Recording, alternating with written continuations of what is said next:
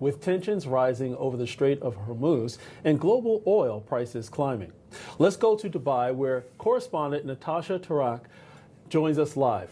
Greetings. Good morning. Well, attacks across the region continue to hit vital infrastructure as the U.S. and Israel expand the scope of its strikes on Iran. Now we see continued attacks on military and energy targets in Iran, as well as some civilian ones.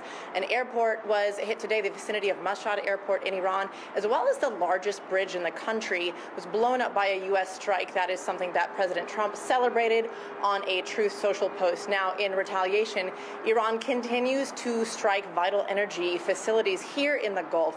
As you mentioned, a major refinery in Kuwait, the Al Ahmadi refinery, one of the biggest in the Middle East, took its third attack in about 2 weeks. We also had the Al Habshan gas facility here in the UAE undergo a major fire as it dealt with debris from an intercept from a strike of incoming Iranian missiles and drones, and that has forced the facility to shut down. Now, this is all part of the bigger picture of what is really a full-on war on energy, and we've seen how that has hit countries and continents across the world. Asia the hardest, as we, of course, look at that 20% of global oil that is now in the chokehold of the Iranian regime, as they don't appear to be budging when it comes to letting go of that blockage of the Strait of Hormuz. Natasha, thank you so much for that report. I mean, you kind of laid it out for us in terms of these strikes, but can you elaborate on how serious of a threat this is to global energy supplies?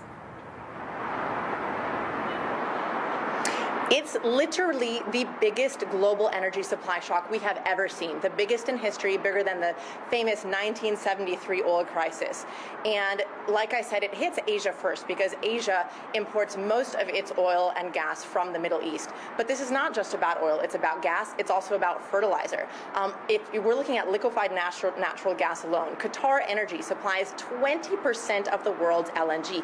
That's used to heat homes, it's used to heat factories, especially in Europe, which relies heavily on Qatar ever since cutting off its oil supplies from Russia when it invaded Ukraine. So we've, of course, seen prices of gas in Europe have now doubled. That's as of about the last 48 hours.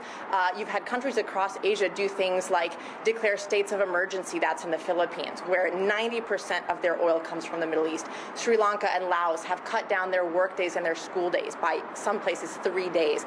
And of course, we're feeling it in the U.S., where gas has hit $4 a gallon for the first time since 2022.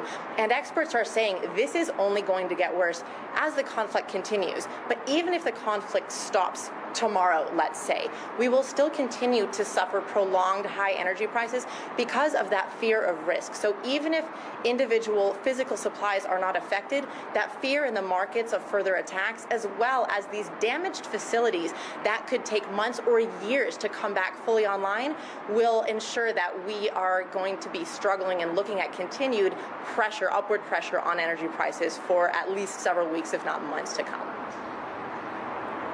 Definitely, fear and uncertainty are both not good for the markets. Thank you so much, Natashaturak.